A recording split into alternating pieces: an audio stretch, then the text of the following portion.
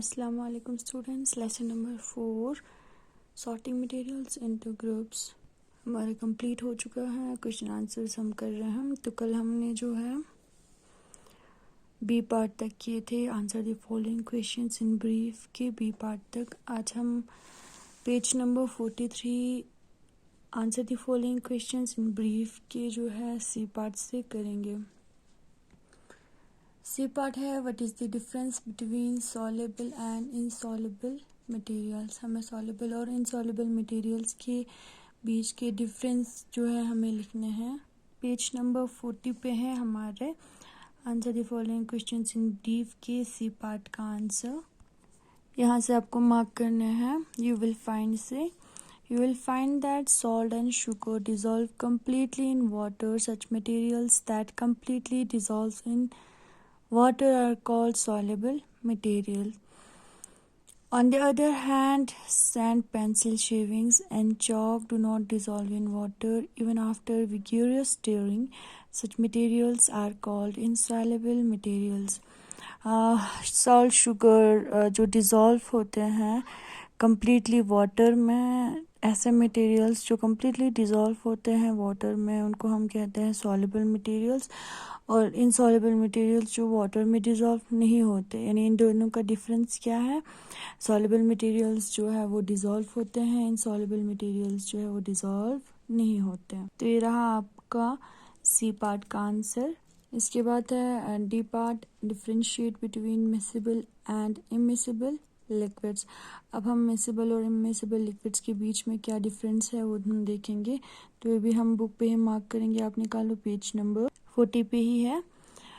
अब यहाँ से कर देना।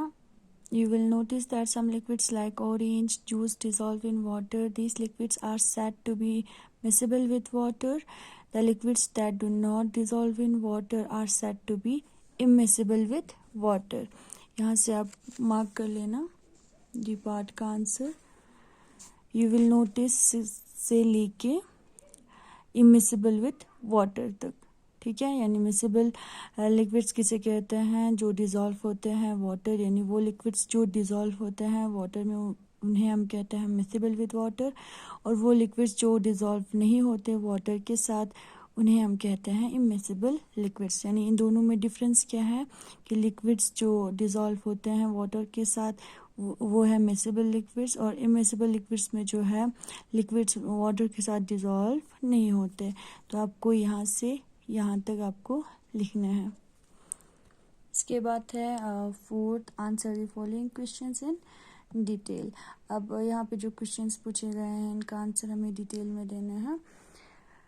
ए पार्ट है how can you distinguish the appearance of different materials, explain with examples. अब हम यहाँ जो है कैसे अलग अलग मटेरियल्स को जो है अपीयरेंस के बेस पे जो है वो डिस्टिंग्विश करते हैं, हमें एग्जाम्पल्स के साथ जो है एक्सप्लेन करना है। तो हम ये भी हम बुक पे ही मार्क करेंगे। आप निकालो page number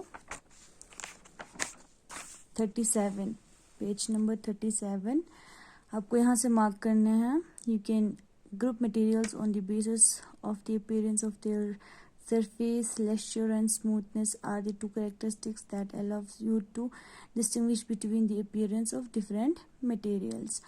Luster, the surface of some materials are shiny while other are rather dull. This shine of the materials is called luster. For example, a page from your exercise book has no luster and appears dull when compared to a kettle made of metal. यहाँ तक mark करना है, यानी यहाँ तक आपको लिखना है अपीयरेंस के आगे से, ठीक है। फिर स्मूथनेस से आपको लिखना है। To understand this property, touch the petals of a flower, move your hand over the surface of a clean window pane and take a small stone and move your thumb over it. You will notice that the surface of the flower, petals and window pane are very smooth. The surface of the stone on the other hand is very rough. Similarly, an egg is smooth to touch whereas a core is rough. यानी आपको यहाँ से mark करना है, यहाँ से लिखना है, यहाँ तक फिर आपको यहाँ से लिखना है यहाँ तक। ये रहा आपका ए पार्ट का आंसर। ठीक है, कल हम जो है बी से कंटिन्यू करेंगे। थैंक यू, खुदा हाफिज़।